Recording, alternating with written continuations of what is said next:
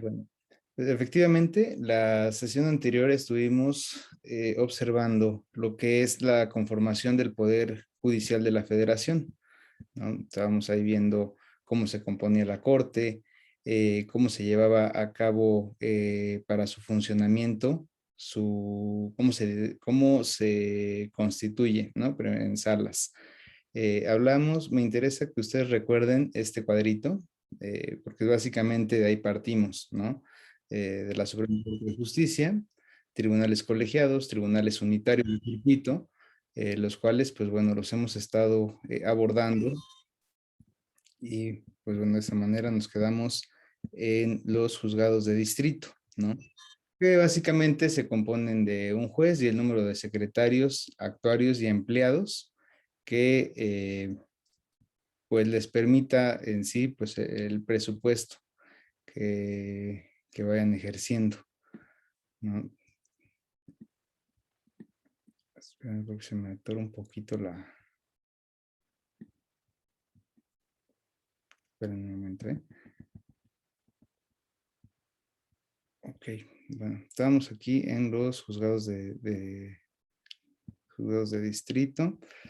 Hay diferentes tipos de juzgados de distrito, ¿no? Principalmente, pues están juzgados de distrito en materia penal, en materia civil, administrativa, laboral y bueno, mercantil.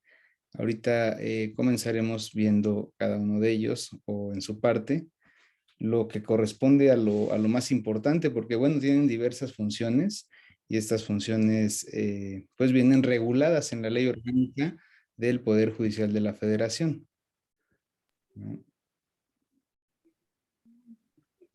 Entonces, una pregunta, ¿quién de ustedes está conectado en computadora? Yo, profe. Ok, ¿me puede ayudar? ¿Me puede ayudar ahí a darle acceso a sus compañeros, por favor? Porque me está... Ok, déjenme un momento, más que se me pierde.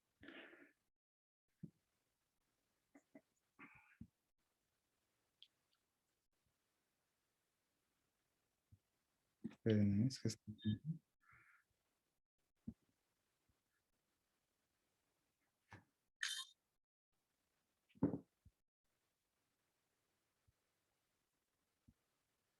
bien. Bueno, le encargo por favor nada más, Jackie, hay que estar pendiente de sus compañeros para que pueda ayudarme a darles acceso. Sí. Gracias. Tenemos dentro de los juzgados de distrito a los jueces federales en materia penal.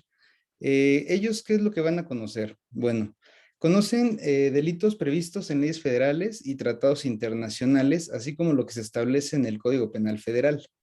Es aquí donde podemos tener, o bueno, me ha tocado ver que se llegan a confundir un poco cuando dice, llegamos a tener ejemplos, ¿no? Que fulanito mató a perenganito, ¿qué código penal se aplica? ¿Se aplicaría el homicidio contemplado en el Código Penal para la Ciudad de México en el 120, 123, o se aplicaría el Código Penal Federal?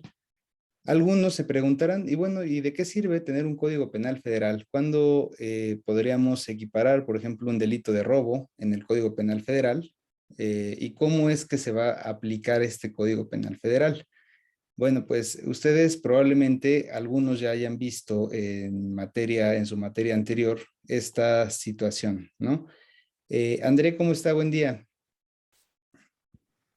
Buenos días. Eh, ¿Qué usted, andas? ¿Usted sabe cómo es que se aplica esta cuestión de respecto al Código Penal Federal y Código Penal de las entidades? Según yo, los códigos penales de las entidades, pues, establecen ciertos delitos para cada estado, para cada entidad. El Código Penal Federal sirve para... Hay ciertos delitos, por ejemplo, que están contemplados en el penal federal y no en los de las entidades. También aplica, por ejemplo, en barcos, en embarcaciones y en aviones y en embajadas, que es lo del principio de extraterritorialidad. Y también si el delito que se presenta es cometido por un servidor público federal y es lo único que me acuerdo. Me acuerdo que viene en el artículo, un artículo de la Ley Orgánica del Poder Judicial, creo que es el 50, los casos que va a llevar. Ok, muy bien, André. Santiago, ¿lo escucho? Solo quería comentar eso, maestro, que bueno, en el caso de la federalidad, pues se aplicará en los supuestos que previene la ley orgánica del Poder Judicial. Me parece que era el artículo 50, pero este año lo reformaron y ahora es el artículo 51. No cambió nada, creo, me parece, en su forma, pero nada más en el número del artículo que es. Y en el caso de las leyes federales, me parece que es, no sé si tenga que ver con un principio de que la ley especial prevalece por encima de la ley general. Ok, bien. Y es que, por ejemplo, les decía, en la Ciudad de México, por ejemplo, vamos al tipo más sencillo y al primero que todos conocemos, ¿no? El de homicidio, ya no recuerdo si está en el 120 o en el 123, en el código local. eh, 123. 123, muchas gracias, André.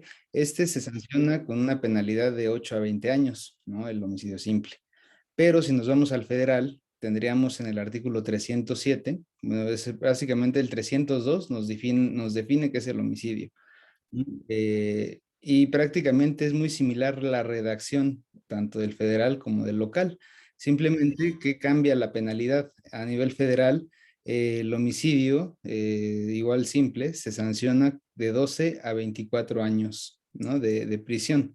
Entonces, aquí es donde, como sus compañeros ya lo han referido, hay que revisar nuestra ley orgánica del Poder Judicial de la Federación, tal como lo dijo su compañero Santiago. En el artículo 51 establece qué delitos van a conocer los jueces federales en materia penal. Entonces, así, en ese sentido, vamos a tener que nos establece que principalmente los que se señalan del artículo segundo al artículo quinto del Código Penal Federal. Son varios supuestos los que nos van a englobar. Todo ello se resume a cuestiones de territorialidad, ¿no? ¿Qué es lo que nos dice, por ejemplo, el artículo segundo, que va concatenado con el artículo primero? Nos dice, este código se aplicará para toda la República en los delitos del orden federal, ¿no? Y nos dice el artículo segundo, se aplicará y comienza a establecer ciertos principios, como ya lo refería su compañero André, a la cuestión de territorialidad, ¿no? Cuando el delito se inicie en el extranjero y produzca efectos en el territorio nacional por delitos cometidos en los consulados mexicanos o en contra de su personal, señala delitos cometidos en el extranjero y que se sigan cometiendo en la República, ¿no?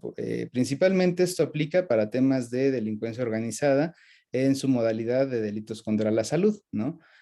Aquellos que comienzan con el tráfico de drogas de manera internacional y que terminan, pues básicamente en el país, ¿no? No, bueno, y básicamente pues es todo esto, este tipo de cuestiones, las que se van a ventilar en el orden federal. Ustedes probablemente en la materia de teoría del delito hayan tenido conocimiento de algo de esto, ¿no? En donde debieron de haber estado estudiando el ámbito territorial de los delitos. Y ahí básicamente es a lo que se refiere esta primera fracción. ¿Qué más nos dice la ley orgánica? La ley orgánica nos habla de los delitos cometidos en el extranjero por agentes diplomáticos, personal oficial, delegaciones de la República y cónsules mexicanos, ¿no?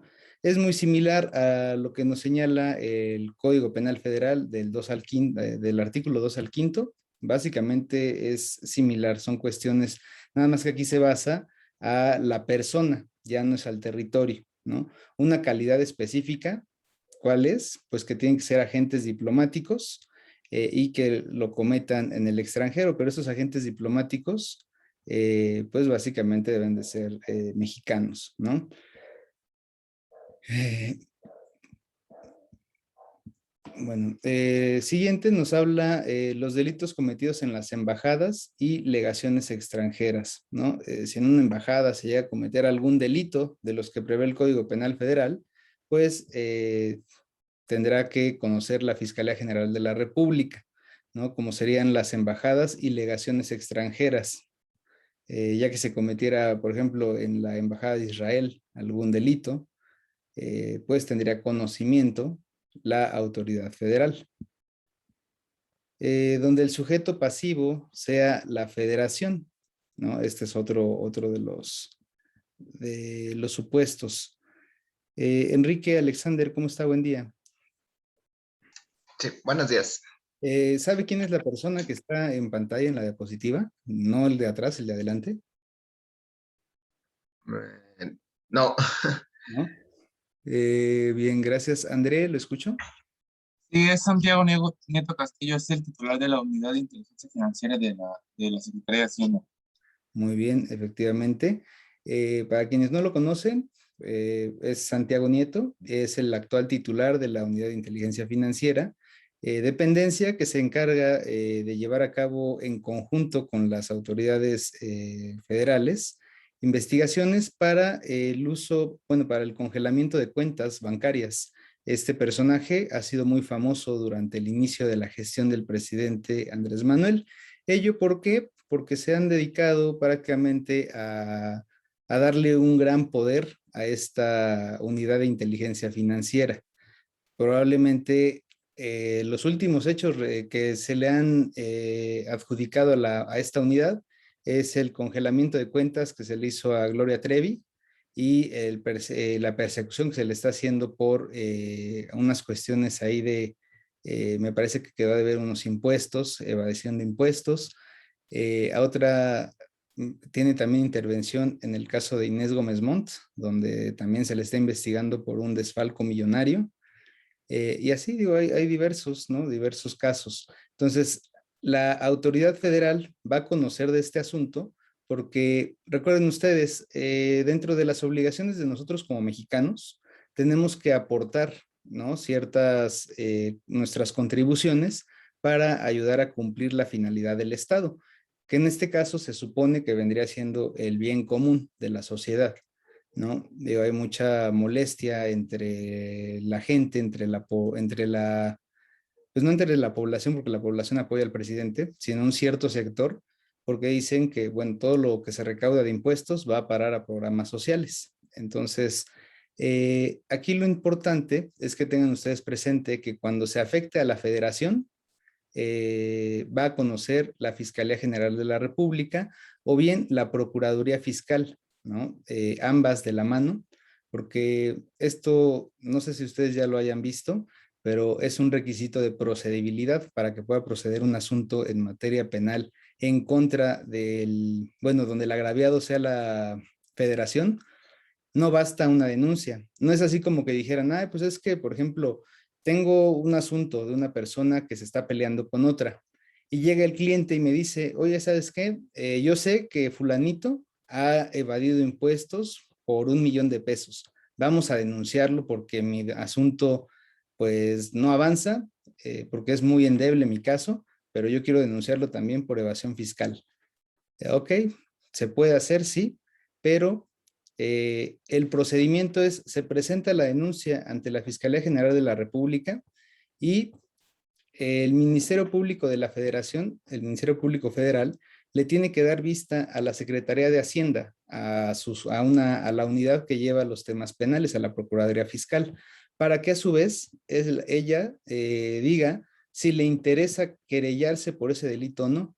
Si no se querella, el asunto no pasa y se va al no ejercicio o se va al archivo temporal, porque es un requisito indispensable que la Procuraduría Fiscal o, bueno, la Secretaría de Hacienda, como lo señala el código, presente una declaratoria de perjuicio, o bien vaya y se querella y diga efectivamente hay un perjuicio y el Ministerio Público continúe con la investigación, ¿no?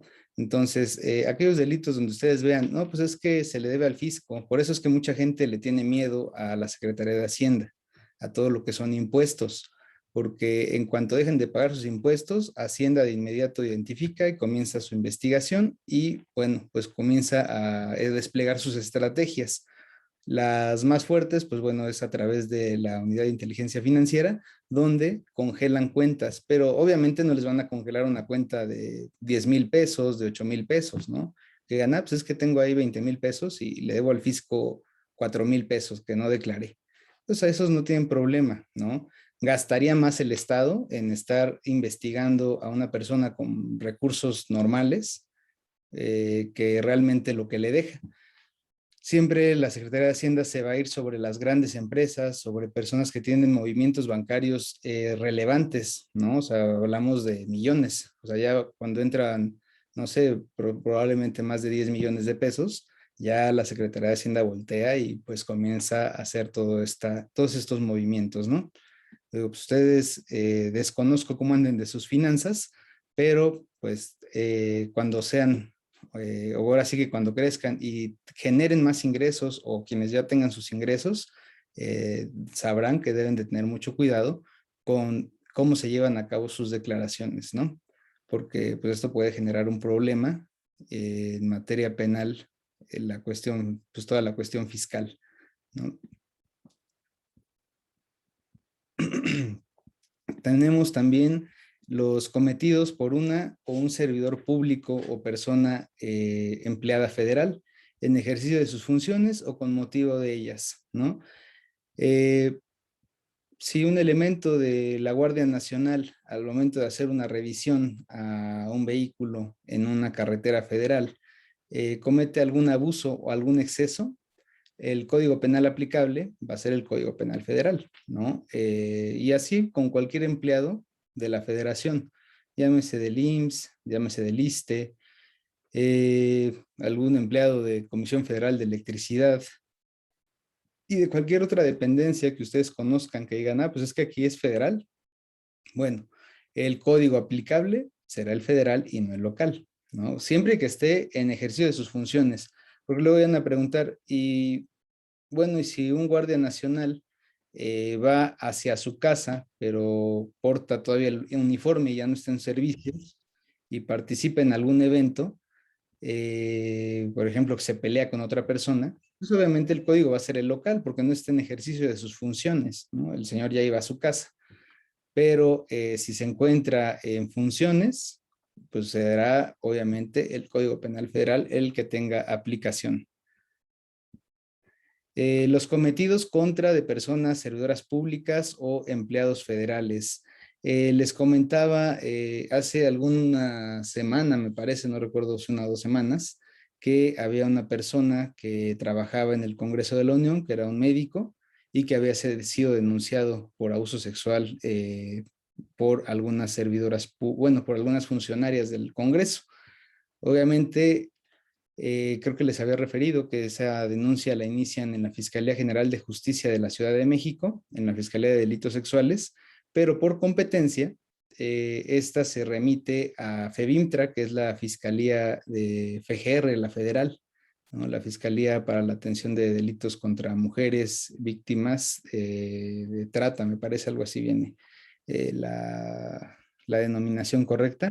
Ahí se las anotaré en el cuadrito de donde sale el video publicado, ¿no? Para que lo tengan ahí de manera clara. Nos señala también los perpetrados con motivo del funcionamiento de un servicio público federal.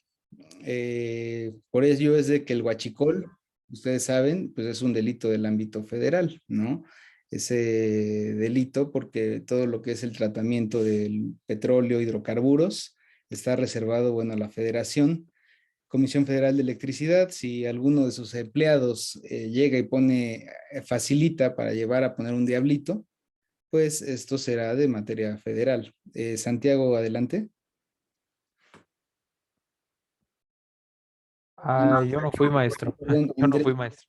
Sí, gracias. No, perdón, André. Por ejemplo, en este de un servicio público federal, ¿cuentan las casetas de los caminos? Así es, nada más que en las casetas de federal de las carreteras son concesionadas a un particular, ¿no? El particular es el que las opera y bueno, son los que van recibiendo sus ingresos. Entonces, por ello es de que cuando llegan a tomar las casetas, que no sé si por ahí vaya la pregunta, cuando van y toman las casetas, ¿quién interviene? Pues bueno, llegan en ocasiones, porque saben que luego no hacen nada, ¿no? En ocasiones llegan a mandar a Guardia Nacional para tratar de restablecer el sistema y las personas que pudieran llegar ahí a detener, pues bueno, las remitirían al Ministerio Público. Pero ese no sería como un caso, porque aquí nos dice con los perpetrados con motivo del funcionamiento de un servicio público federal. Ahí lo que se estaría cometiendo es un ataque, por ejemplo, a las vías de comunicación, que no se permite el acceso a los vehículos, ¿no? Para transitar sobre carreteras. Aquí es más, por ejemplo, les decía como el tema de los de Comisión Federal de Electricidad, que lleguen y los agarren poniendo diablitos o los agarren ahí alterando las cuestiones del servicio público federal, ¿no? Ok, profe, gracias. No, de que gracias a usted. Tenemos este otro que nos señala que son todos aquellos que ataquen o dificulten o imposibiliten el ejercicio de una atribución o facultad reservada a la federación. Con lo que ustedes ven en pantalla, vamos a ver. Víctor Carrera, ¿me escucha? Profesor. ¿Qué ¿Qué atribución o facultad se entiende reservada a la federación? ¿Cuáles podríamos entender ahí? Bueno, por lo que yo logro comprender, la facultad reservada de la federación podría vincularse a aquellos agravios que van más allá de la materia local, por así decirlo. Sí, obviamente es hacia la materia federal. Gracias, Víctor. Jackie, ¿le escucho? No, profe, yo tenía una duda respecto a la diapositiva anterior. ¿Sabe en qué artículos o dónde viene la sanción para estos delitos? Tendremos que irnos al Código Penal Federal y revisar el delito en específico, aquel que, digo, obviamente ahí tendríamos que ver el caso en concreto y tratar de encuadrarlo, ¿no? Y ya tendríamos que ver el tipo penal en específico, son varios, ¿no? Por ejemplo, podríamos hablar incluso ahí de un el despojo de aguas, un sistema en materia federal, o la situación relativa al robo de uso me parece que se llama, en materia federal, lo que tiene que ver con la Comisión Federal de Electricidad. Entonces, como tal, nada más nos enuncia, nos da una orientación o una guía de qué código tendríamos que aplicar. Si vemos, decimos, bueno, pues es que es una empresa federal o estás prestando un servicio público federal, pues bueno, la sanción la vamos a tener que buscar en el código y revisar cuál es la conducta. Pero, por ejemplo, hay delitos que están sumamente, la penalidad está más grave. En el caso, les decía, el delito ahorita que más recuerdo, pues es el de abuso sexual, ¿no? Abuso sexual en Ciudad de México, me parece que es de 2 a 6 años de prisión, mientras que en el Código Penal Federal está creo que es de 8 a 14 años, o sea, la penalidad ni siquiera alcanza para una suspensión condicional. Entonces, en ocasiones, el Código Penal Federal llega a tener sanciones más elevadas. Santiago, ¿lo escucho? Sí, maestro, era para responder la pregunta de alguna atribución exclusiva para la federación. En este caso podría ser la de, relacionada aquí con la diapositiva, la de imprimir la moneda nacional o la del cobro de impuestos. Es correcto, Santiago, muy bien. En efecto, las facultades reservadas a la federación las vamos a encontrar en la Constitución. Entre ellas se encuentra la acuñación de moneda, la impresión de billetes, todo lo relacionado con los empréstitos y los impuestos, cuestiones de hidrocarburos, todo eso, pues bien, bueno, viene a aplicarse la materia federal.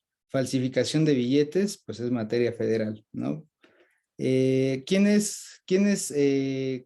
¿Cuál es el órgano que se encarga de ver lo relacionado con la impresión de billetes, acuñación de moneda? Mariana, ¿le escucho? El Banco de México. Es correcto. Entonces, ahí estaremos con esta parte, ¿no?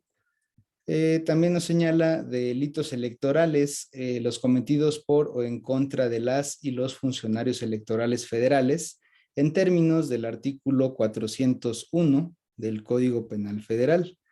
Entonces, no cualquiera, porque la materia electoral, ustedes saben que también se divide tanto en materia federal como en materia local. ¿Cuándo vamos a tener materia federal en cuestión electoral? Daniela, ¿cómo está? Buen día, Daniela Palau.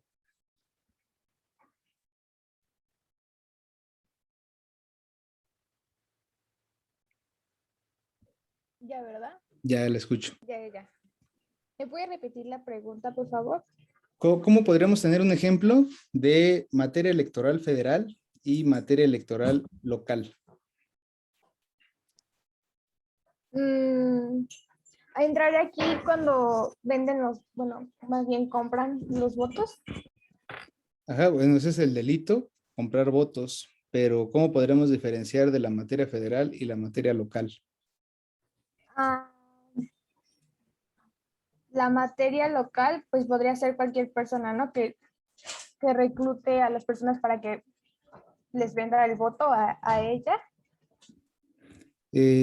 La ¿Usted dónde vive en alcaldía o vive en municipio? alcaldía, Bien. ¿Qué alcaldía es? Coyoacán.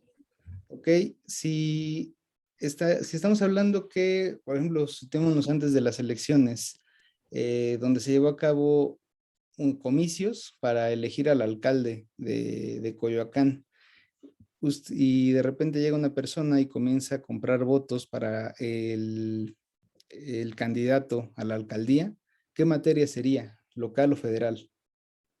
Local. Es correcto. Entonces, ustedes podrán ver que tiene que ver con la calidad de algunas del servidor público, ¿no? Entonces, si hablamos, por ejemplo, compra de votos de un alcalde, compra de votos de algún diputado local, pues va a ser materia local, ¿no? Pero si hablamos de compra de votos en favor de un senador, compra de votos bueno, senador no, compra de votos de un diputado federal, ¿no? Compra de votos respecto del candidato para la presidencia, pues va a ser materia federal. ¿Qué nos dice el artículo 401? Nos dice, para efectos de este capítulo, se entiende por servidor público a las personas que se encuentren dentro del artículo 212 de este artículo, lo cual nos señala prácticamente, nos remite a otro artículo. Esto lo vemos mucho en Código Penal Federal, que básicamente son aquellas personas, servidores públicos que dependan de la Administración Pública Federal, magistrados de los tribunales de justicia, Congreso de la Unión, bueno, entre otros, ¿no? Entre otros que vienen precisamente en este artículo 212, pero si seguimos en el 401, nos señala, funcionarios electorales serán quienes en términos de la legislación federal electoral, es decir, el COFIPE, Código Federal de Instituciones Electorales, integren órganos que cumplan funciones electorales, por ejemplo, lo que tiene que ver con el Instituto Federal Electoral, lo que es el Instituto Nacional, ¿no? El INE. Candidatos, los ciudadanos registrados formalmente ante la autoridad competente, material electoral, todo lo que tiene que ver con las urnas, con las boletas, con las credenciales de elector, entran en este supuesto, ¿no? Entonces, materia electoral, hay que revisar muy bien la legislación de la entidad donde llega a tener algún problema para saber si vamos a aplicar Código Penal Federal o bien el Código Penal Local, porque en el Código Local también hay delitos electorales. Obviamente, el tráfico de menores está dentro del Código Penal Federal, ¿no? Son los jueces del ámbito federal los que van a conocer, siempre y cuando se establezcan lo referido en estos dos artículos, 366 ter y quater. ¿A qué se refieren? Con la finalidad del tráfico de menores, ¿no? Que sea fuera del territorio nacional. Esto pues, se relaciona un poco con la primera fracción, ¿no? Lo que establece del artículo 2 al 5 del Código Penal es más o menos algo similar. ¿no? Porque dice, bueno, el menor que se ha trasladado hacia afuera del país o que lo traigan al país, a México, pues bueno, esto va a ser competencia de la competencia federal. Tenemos también lo previsto en los artículos 376 ter y 376 quater del Código Penal Federal, lo cual tiene que ver con delitos perpetrados hacia transportes, a vehículos de transporte, ¿no? Por eso es que la alusión a la diapositiva tiene que ver con algún delito perpetrado contra alguno de estos cuando vayan circulando en carretera, ¿no? Robos a transporte de este tipo van a materia federal, porque se entiende que van cruzando, ¿no? Cruzan precisamente por la carretera, una carretera federal, pues tendría que ser del conocimiento también de una autoridad federal. Obviamente, del procedimiento de extradición, ¿no? Este procedimiento de extradición pues tiene también la vertiente que puede ventilarse por la vía administrativa, pero será la autoridad la que determine quién va a conocer de este procedimiento de extradición. Por ejemplo, la Fiscalía Local no puede conocer del procedimiento de extradición. Tendría que solicitarle la colaboración a la Fiscalía General de la República para que se pueda llevar a cabo un procedimiento de extradición. De lo contrario, no se podría llevar de esa manera.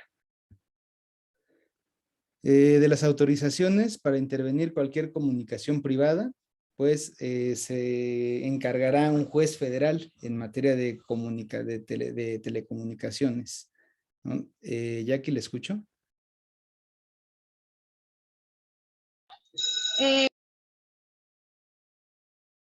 Okay.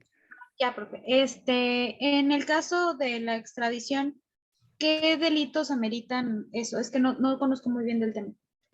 Bien, denme un momento. Ahorita le doy respuesta a su pregunta.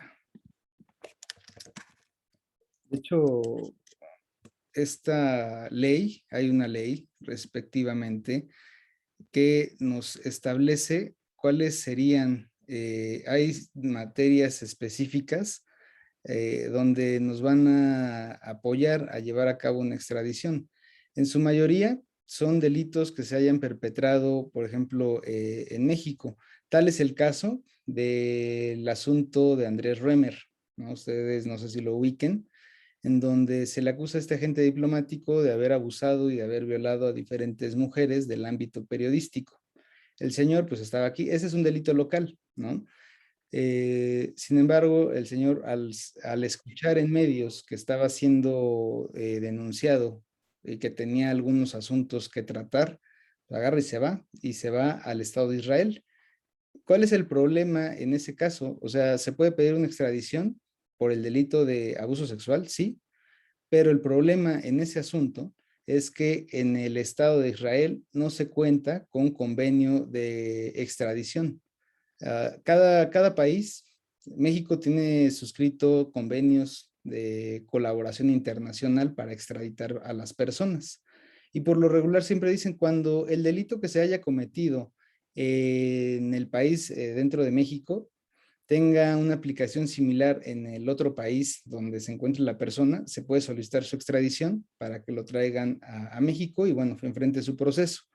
Sin embargo, con Israel no es así. Con Israel no hay un convenio como tal para extraditar. Ahí lo que se pide es una colaboración, que las autoridades israelíes traigan a México a la persona para que sea enjuiciada, cual por lo regular siempre se rige por un principio de reciprocidad.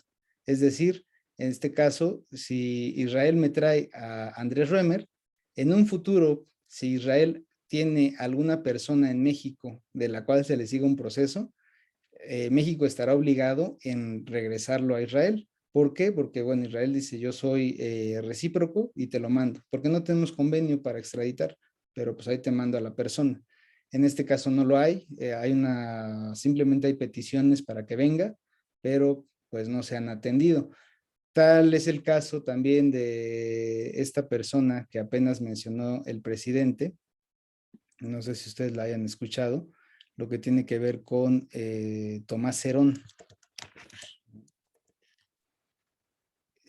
Tomás Herón era un funcionario público, el cual estuvo dentro del gabinete de Enrique Peña Nieto como secretario técnico del Consejo de Seguridad Nacional. Entonces, él pues tiene obviamente cuentas pendientes que saldar. Hay algunas cosas que se le están acusando, principalmente por el tema de Ayotzinapa, ¿no? Entonces, él se fue a Israel a refugiarse para que no tuviera ese problema con la extradición. O sea, ya saben, o sea, buscan quien no tiene convenios y se van para que no los puedan extraditar. Hubo una declaración apenas hace algunos meses en donde el Estado israelí se negó y dijo, ¿sabes qué? No te voy a mandar a Tomás Herón. ¿Por qué? Porque yo, Israel, tuve problemas con algo que sucedió en Palestina y tú, México, no apoyaste y te pronunciaste en contra de los intereses del gobierno israelí. Por lo tanto, yo no te voy a mandar a nadie. O sea, ¿sabes qué? Yo no te mando a Tomás y hazle como quieras. El presidente recientemente hizo un pronunciamiento, me parece la semana pasada, en donde reiteró esta petición al Estado de Israel, que por favor lo trajeran para que enfrentara a la justicia mexicana. Sin embargo, pues sigue allá, ¿no? Y mientras el Estado no lo quiera traer aquí a México, pues no va a pasar. Esto lo encontramos dentro del artículo 10 de la ley de extradición, se llama Ley de Extradición Internacional, la cual nos señala que cuando el Estado mexicano no cuente con estos tratados internacionales, se va a obligar a tener esta reciprocidad internacional y otros supuestos que vienen dentro de la misma ley, ¿no? Entonces, en la mayoría de los delitos aplica la extradición siempre y cuando haya estos tratados de extradición entre un país y otro. Por ejemplo, México tiene obviamente un tratado de extradición con Estados Unidos. Por ello, el tema de que se llevaron al Chapo Guzmán, mexicanos que han estado allá, que los traen para acá. Todo esto, digo, la extradición es toda una materia de la cual pues tendríamos que llevar un curso. Incluso no recuerdo si la facultad tiene una materia ya como optativa en cuestiones de procedimientos de extradición, porque es una cuestión muy, muy extensa, ya que hay que estar revisando pues, los tratados, qué países cuentan con tratados con México, cuáles son sus formalidades, y lleva todo un procedimiento, ¿no? Un procedimiento que ustedes ya verán, más o menos comienza, tiene una característica más o menos como si fuera un tema administrativo, ¿no? Porque en sí un juez es el que lleva parte del proceso de extradición, pero eso únicamente se hace para, ¿cómo les puedo decir? Para darle validez a la garantía de audiencia, ¿no? Para garantizar este derecho, para ser oído, para que ofrezca pruebas y para que se resuelva al respecto. Pero en México, quien tiene la última palabra no es el juez, sino es la Secretaría de Relaciones Exteriores, quien otorga en su momento, pues, el punto ahí de validez. Y pues todo este procedimiento, pues es bastante pues no es bastante complicado, pero sí es un poco tardado, ¿no? Hay tiempos que van variando, 30 días, se van prorrogando hasta más o menos 4 meses, el tiempo que dura un proceso de extradición. Pero lo importante es aquí que sepan ustedes que todo el tema de extradición lo va a conocer una autoridad federal. Entonces, en su mayoría, conforme la pregunta de su compañera, son todos los delitos siempre y cuando exista este convenio entre países, y si no lo hay, pues bueno, se tiene que ceñir, ahora sí de, como diríamos coloquialmente hablando, si es su voluntad que nos ayude y si no, pues ya ni modo, ¿no? Tendremos que esperar a que la persona salga de ese país y vaya a otro donde se le pueda detener y lo traigan, ¿no? Un error que tendrían ellos, por ejemplo, que se salgan de Israel y se vayan a España. En España los detienen y los traen para acá, porque ahí sí hay un convenio para la extradición, o sea, sí hay tratado de extradición con España también, pero pues no son, pues no creo que cometan esa situación.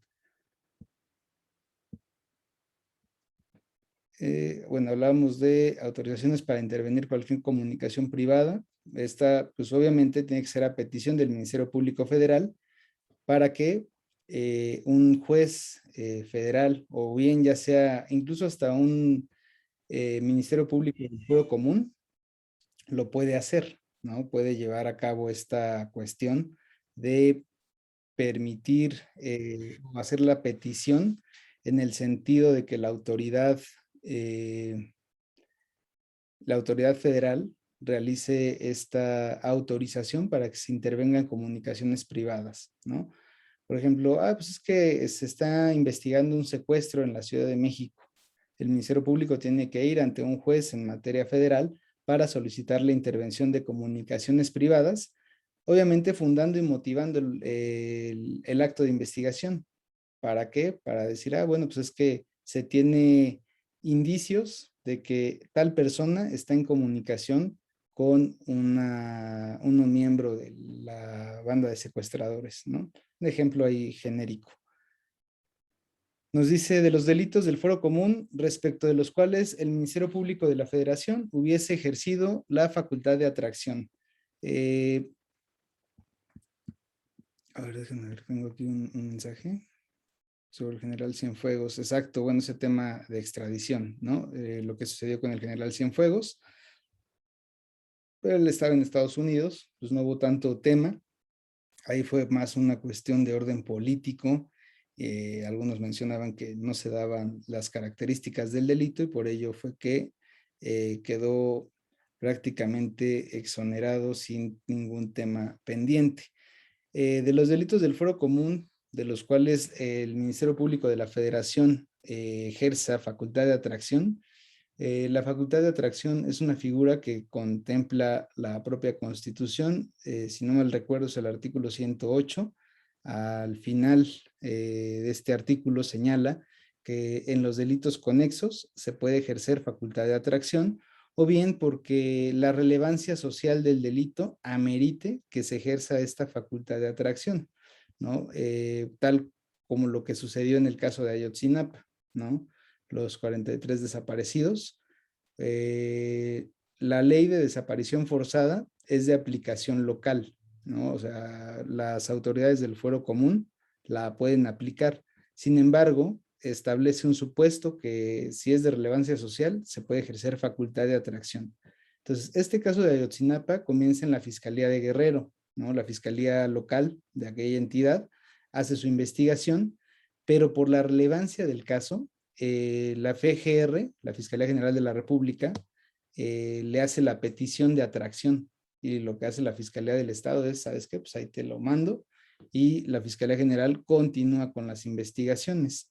Hay un poco de controversia, ya que apenas los padres de los desaparecidos hicieron, me parece, un pronunciamiento el día de ayer de que no han avanzado las investigaciones, de que hay ciertas irregularidades. Por eso es de que Tomás Herón, pues era un funcionario federal y lo acusan de haber torturado a personas para que declararan de cierta manera y como coloquialmente se le dice, tratar de taparle el ojo al macho, ¿no? Dicen, bueno, el tema pues ahí va continuando. Si ustedes observan cualquier asunto de relevancia social, asuntos importantes, la Fiscalía General de la República atrae los asuntos y continúa con su investigación. Mariana, adelante. Profesor, bueno, con lo de Ayotzinapa dice que es de materia federal, pero se supone que debía haber atendido las autoridades locales. En caso de que no llegaran a atender, ¿podría pasar lo mismo que en el caso Rosendo Padilla? Así es, de hecho, este asunto cuando sucedió, digo, no es por presumir ni nada, pero yo advertí, dije, probablemente este asunto de Ayotzinapa se vaya a resolver hasta la Corte Interamericana, porque hay muchas violaciones, porque el Estado no ha investigado. ¿Cuántos años han pasado? Y no hay una verdad de qué es lo que pasó. De hecho, el fiscal general salió, no recuerdo si fue a principios del año o el año pasado, a decir que la verdad histórica se había acabado. O sea, que ya la verdad histórica, olvídense de ella, que se iban a ir hacia el tema jurídico. Entonces, eso quiere decir que realmente no hay posibilidad de llevar a cabo una investigación y saber qué fue lo que realmente pasó. Hay declaraciones, si ustedes buscan caso Ayotzinapa, van a encontrar declaraciones de todo tipo, desde que los quemaron en un basurero de Cocula, desde otros que señalan que estuvieron en un rastro, en un predio que se llama La Carnicería, pero hay diferentes versiones, nada, ahora sí que como dicen, no se ponen de acuerdo y hay una incertidumbre sobre qué es lo que pasó. O sea, dicen, pues sí, los quemaron, ya no están vivos, ya no los buscan, pero ¿dónde están los cuerpos? Han encontrado algunos restos, pero pues obviamente no han encontrado todo lo que implica. Entonces, si la Fiscalía General llega y determina, imagínense ustedes que determinara el no ejercicio de la acción penal o el archivo temporal porque ya no cuenta con más elementos, este tema se desborda y la Comisión Interamericana tendría que intervenir, ¿no? Hay una comisión de la verdad, hay un grupo que se integró interdisciplinario que es el GEI. Ahí buscaré algunos documentos que tengo de este asunto y se los haré, veo si se los puedo hacer llegar o qué hacemos para que tengan ustedes un poco más de contexto de este tema de Ayotzinapa. O igual y se los resumo, ¿no? Porque sí está bastante, pues obviamente es bastante amplio, ¿no? Sabrán ustedes que pues, todas estas investigaciones van haciendo voluminoso el asunto, ¿no? Pero así como este, tenemos diversos delitos que han sido generados con una facultad de atracción por el tipo de asunto, por la relevancia social. Entonces, pues tienen que investigar hasta el final, si no, pues bueno, pueden cometer incluso hasta un delito las autoridades por no investigar de manera correcta. De ahí pasamos, básicamente hasta ahí culmina todo lo que tiene que ver con jueces penales federales, ¿no? De ahí pasamos a lo que vienen siendo los jueces de distrito en materia de amparo penal. ¿Qué conocen? Conocen de muchas cosas, ¿no? Hay un sinfín de facultades que tienen, pero lo que más podríamos señalar, esperen, déjenme, ahorita les digo qué artículo viene.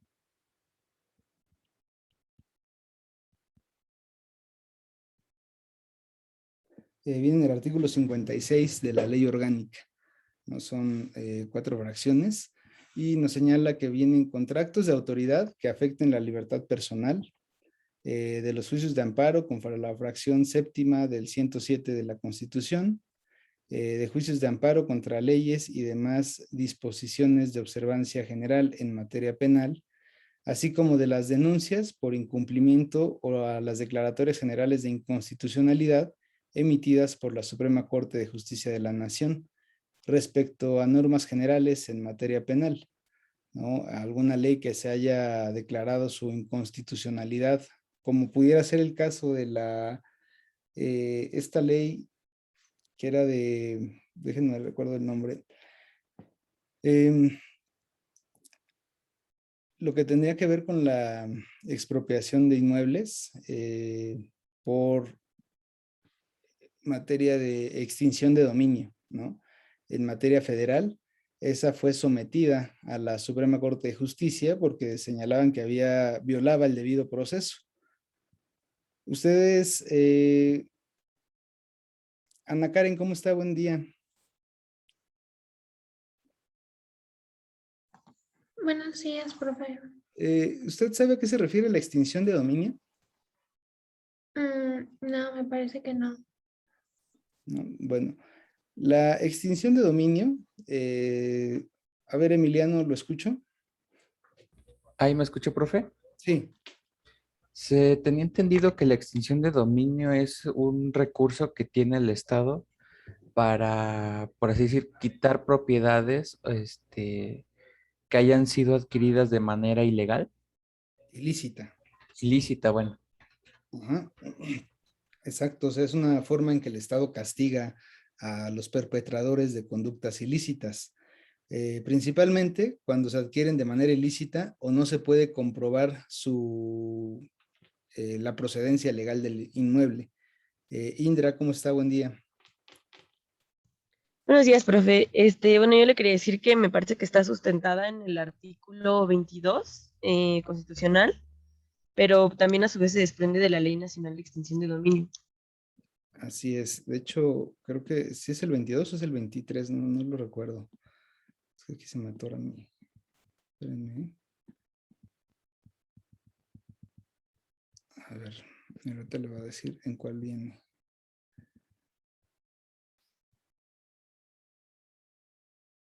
Sí, efectivamente es el 22. La fracción, el párrafo tercero del artículo 22 señala lo que es la extinción de dominio. La extinción de dominio, si bien es cierto, deriva de un procedimiento penal, la naturaleza de este procedimiento es civil, ¿no? Se tiene que llevar ante un juez de lo civil. Y ello va en función de que se encuentre, señala, dice, la ley establecerá mecanismos para que las autoridades administren los bienes sujetos al proceso de extinción de dominio. Serán procedentes cuya sobrebienes de carácter patrimonial, cuya legítima procedencia no pueda acreditarse y se encuentren relacionados con las investigaciones derivadas de hechos de corrupción, encubrimiento, delitos cometidos por servidores públicos, delincuencia organizada, robo de vehículos, recursos de procedencia ilícita, delitos contra la salud, secuestro, extorsión, trata de personas y delitos en materia de hidrocarburos, petrolíferos y petroquímicos. En esos delitos, una persona puede perder su patrimonio.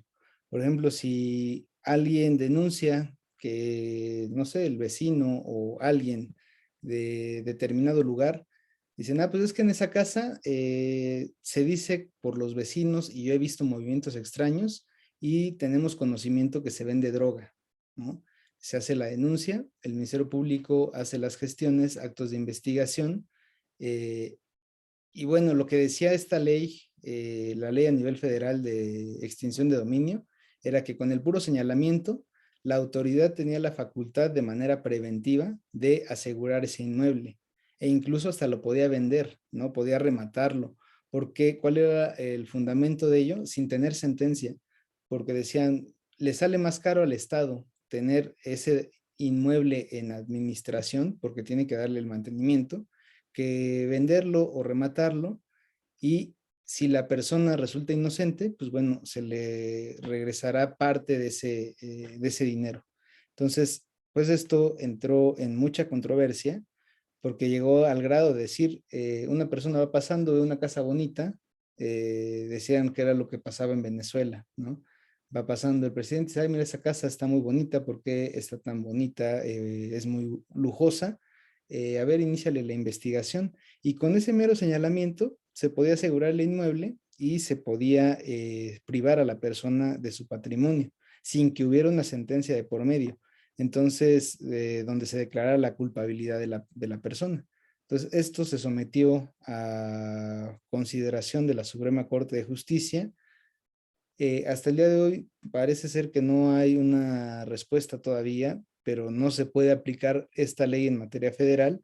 Lo que se aplica pues son las leyes locales en materia de extinción de dominio. Pero este es un tema que básicamente pueden llegar a conocerse en materia de juicio de amparo, ¿no? Que es prácticamente lo que nos señalan estas cuestiones donde se afectan derechos de una persona. En la fracción séptima del artículo 107 constitucional, nos establece también un supuesto donde procede el juicio de amparo, ¿no?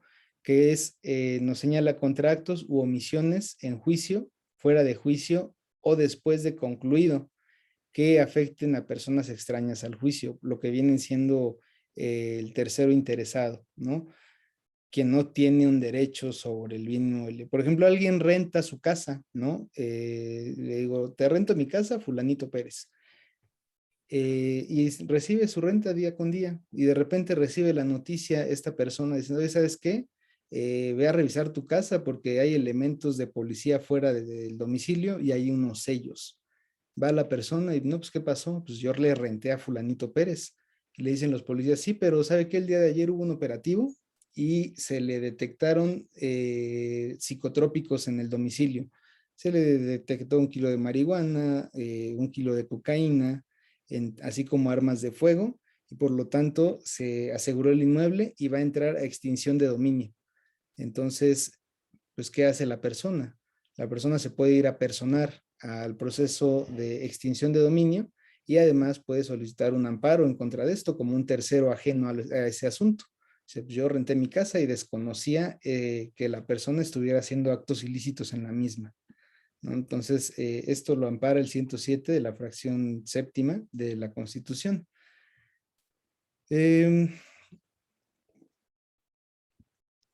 Tenemos también de lo que conocen los jueces de distrito en materia administrativa.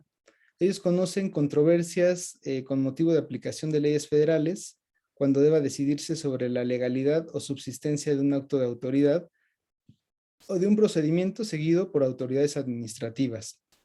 Por ejemplo, la clausura de un inmueble porque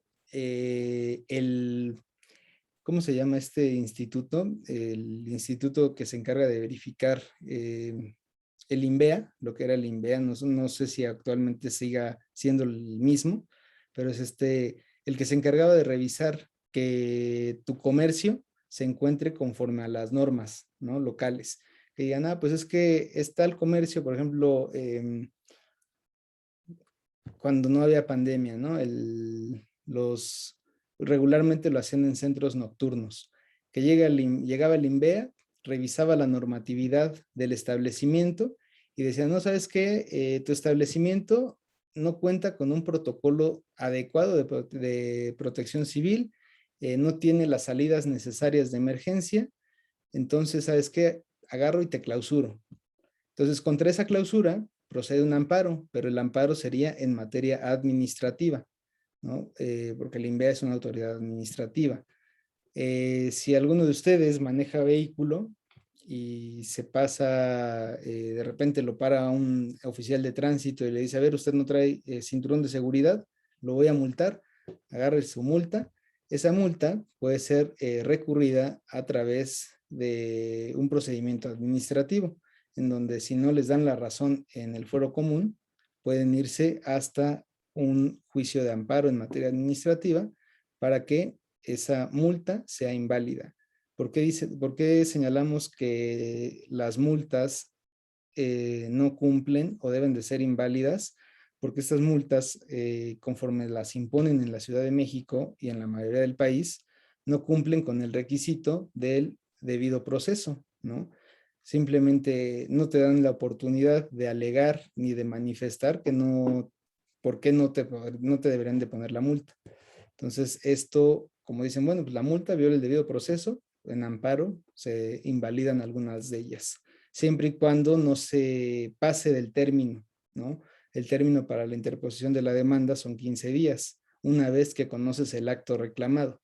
Entonces, si yo tengo una multa, pero ya tengo una multa y la tengo desde hace más de 2 meses, pues prácticamente ahí el amparo ya no procede porque ya está fuera de término.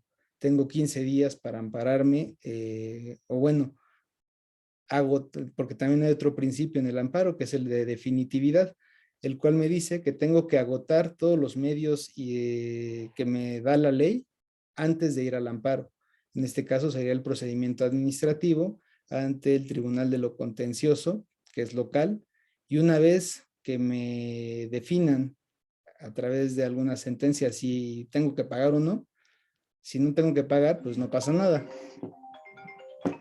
Pero si tengo que pagar por una sentencia de este tribunal, pues bueno, ya me podré ir al juicio de amparo en materia administrativa.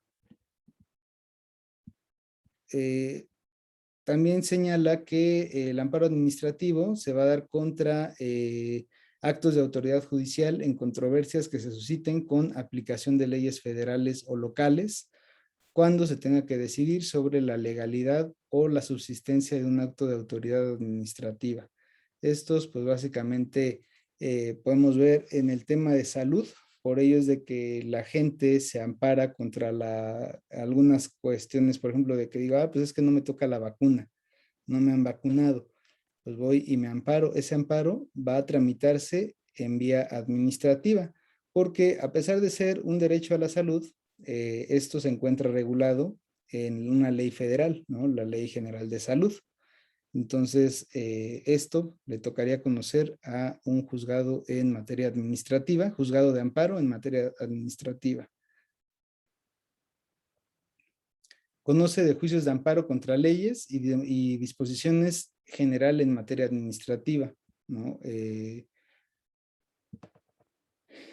Algunos juicios de amparo se promueven contra actos de autoridad distinta de la judicial, salvo los casos que refiere la fracción segunda del artículo 51, que nos hace referencia a la extradición. Amparo administrativo, por ejemplo, contra la opinión de la Secretaría de Relaciones Exteriores, que autoriza el procedimiento de extradición. La Secretaría de Relaciones Exteriores es una autoridad administrativa, por lo tanto le tocaría al fuero, al ámbito administrativo. Si nos vamos en contra de la resolución del juez penal que llevó a cabo la audiencia de extradición, pues bueno, ahí sería penal. Pero si es en contra de una autoridad distinta al juez, va a ser un amparo administrativo hablando de extradición. Amparo administrativo, los que se promueven contra actos de tribunales administrativos, ejecutados fuera de él o después de concluido o que afecten a personas extrañas a juicio. Por ello es de que ustedes han de haber escuchado, cuando los agarra el alcoholímetro, ello se va, la autoridad que conoce de los amparos en contra del torito, pues son administrativos, ¿no? Porque son sanciones administrativas las que se establecen. Denuncia por incumplimiento a las declaratorias generales de inconstitucionalidad emitidas por la Suprema Corte de Justicia respecto a normas generales en materia administrativa. Si la Suprema Corte estableció la inconstitucionalidad de una norma administrativa y alguna autoridad la aplica, vamos al amparo y sería en cuestión administrativa. Hay varios supuestos de los cuales, pues bueno, he omitido algunos porque son tendenciosos y ustedes ya los revisarán cuando lleven la materia específica. Ahorita únicamente vemos generalidades, ¿no? Los jueces por cierto, se me olvidó decirles, el amparo, los jueces de amparo en materia administrativa, los jueces de distrito en materia administrativa están ubicados en Avenida de las Flores, sobre Periférico, pasando lo que es Televisa Chapultepec hacia el norte. Ahí se encuentran los tribunales, los juzgados en materia administrativa. Los jueces de distrito en materia civil, obviamente que son federales, hasta donde recuerdo se encontraban ubicados en el Palacio de Justicia Federal, a un lado del Congreso de la Unión, ¿no? ¿Qué van a conocer los jueces de distrito en materia civil? Van a conocer controversias del orden civil que se susciten por el cumplimiento y aplicación de leyes federales y tratados internacionales celebrados por el Estado mexicano, cuando dichas controversias solo afecten a los intereses particulares, ¿no? Entonces, por lo regular que dicen, pues es que yo me encargo de exportar aguacate a China, ¿no? La persona que me compró me hizo un fraude, no me hizo un fraude, ¿no? Incumplió con el contrato que teníamos, pues bueno, tendrá que conocer un juez en materia civil, un juez de distrito en materia civil. Tenemos también que conocen de juicios que afecten bienes de propiedad nacional, monumentos, este tipo de cuestiones, pues serán los jueces de distrito en materia civil los que conozcan. Tenemos juicios que se susciten entre una entidad federativa y uno o más vecinos de otra, siempre que alguna de las partes contendientes esté bajo la jurisdicción del juez. Entonces, controversias entre estados, los juzgados de distrito en materia civil conocerán de los asuntos. Asuntos civiles concernientes a las y los miembros del cuerpo diplomático consular, igual forma serán conocidos por los jueces en materia civil. De las diligencias de jurisdicción voluntaria que se promuevan en materia federal. Y bueno, hasta ahí terminan algunas de las facultades que tienen los jueces de distrito.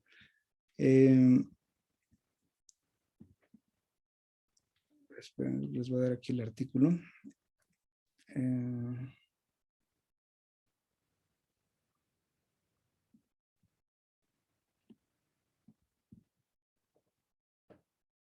estos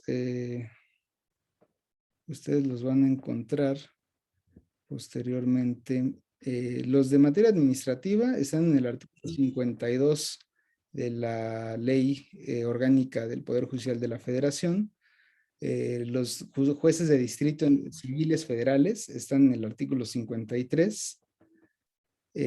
Los jueces de distrito de amparo en materia civil están en el artículo 54. Aquí me salté uno, que es de los jueces de distrito en materia del trabajo, es artículo 55, que obviamente pues conocen todo lo referente a materia del trabajo. Dice, los juicios de amparo que se promuevan contra leyes y demás de observancia general en materia del trabajo, juicios de amparo que se promuevan en materia del trabajo, contra actos de autoridad distinta a la judicial. De las denuncias, básicamente son similares, pero en vez de ser civiles, se le cambia la denominación a laborales, ¿no? Posteriormente, bueno, viene lo que son los centros de justicia penal, que es donde se llevan los juicios, bueno, todo el procedimiento penal federal, todo lo que investiga la FGR, se va a llevar ante un centro de justicia penal.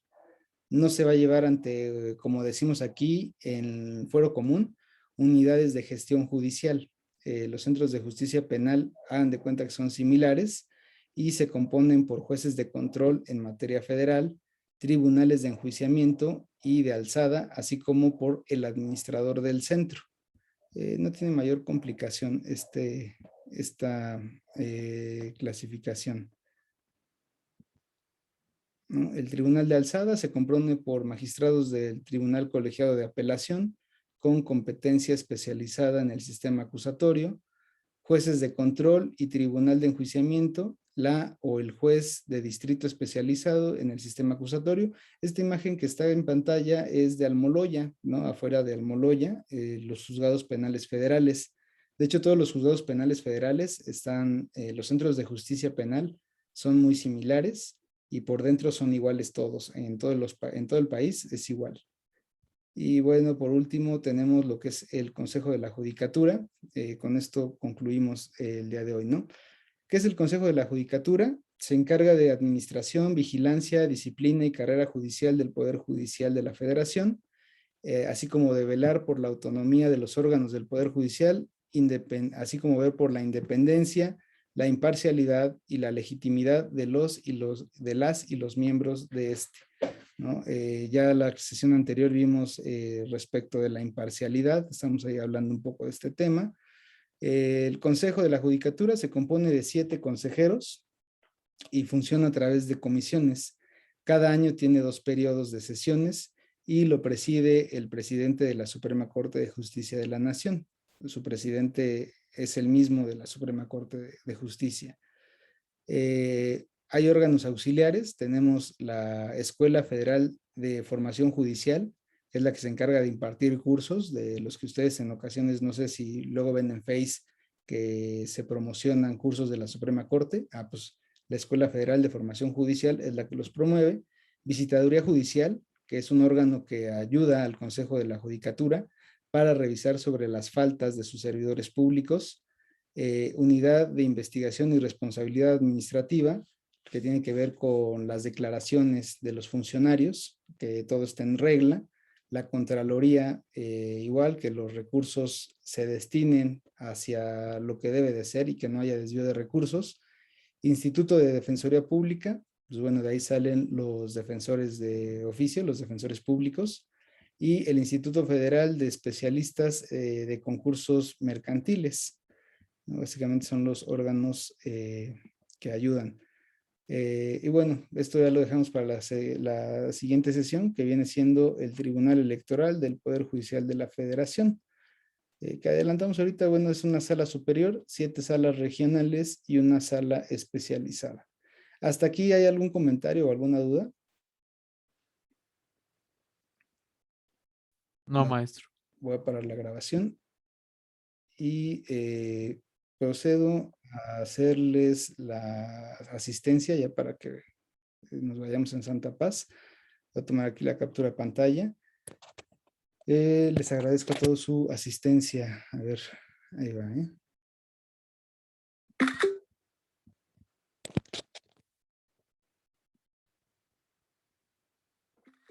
Muy bien, pues pasen excelente mañana y que estén muy bien. Nos vemos el viernes.